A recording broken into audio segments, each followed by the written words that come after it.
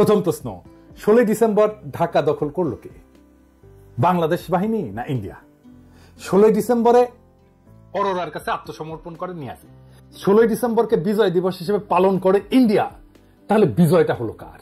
একই সাথে তো বাংলাদেশ আর ইন্ডিয়ার বিজয় হতে পারে না। ইন্ডিয়ার নাকি বাংলাদেশের বিজয় হইল?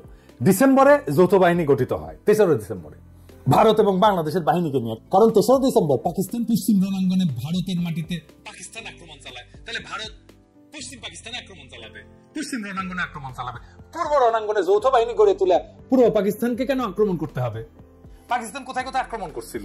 ভারতের ভিতরে কাশ্মীর অঞ্চলে আক্রমণ করছিল, জম্মু এবং কাশ্মীরের সীমান্ত এলাকায় ভারী গোলাবর্ষণ করছে এবং সেনা আক্রমণ চালাইছিল। পাঞ্জাব অঞ্চলে আক্রমণ করছিল, পাঞ্জাবের বিভিন্ন বিমান ঘাঁটিতে পাকিস্তানের বিমান হামলা হয়েছিল। অমৃতসর, পাঠানকোট, জলন্ধরের মতো কৌশলগত স্থাপনাগুলোতে আক্রমণ করছিল পাকিস্তান। রাজস্থানে আক্রমণ করছিল, রাজস্থানের বর্ডার এলাকাগুলোতে পাকিস্তান আক্রমণ চালায়। যেমন লঙ্গেওয়ালা অঞ্চলে পাকিস্তান সেনাবাহিনী বড় ধরনের আক্রমণের পরিকল্পনা করছিল এবং যা ভারতীয় বাহিনী প্রতিহত করছিল। এরপরে গুজরাটে পাকিস্তানি নৌবাহিনী গুজরাটের উপকূল অঞ্চলে হামলা চালানোর চেষ্টা করছিল।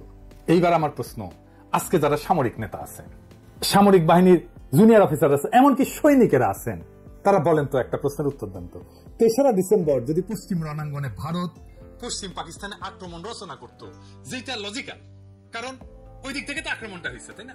তাহলে বাংলাদেশের অভ্যন্তরে বাংলাদেশের বাহিনী নিজেদের নিয়ন্ত্রণ প্রতিষ্ঠা করতে পারতো না যুদ্ধ করে সহজে?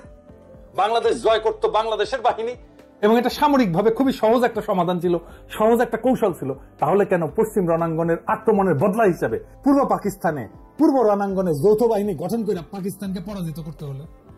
এইখানেই লুকায় আছে আমাদের ঐতিহাসিক ভুলের সূত্র। 16 ডিসেম্বর ঢাকার পতন হয়েছে, পাকিস্তানের পতন হয়েছে, আমরা সাহায্য করছি, বাংলাদেশের বিজয় হয় না।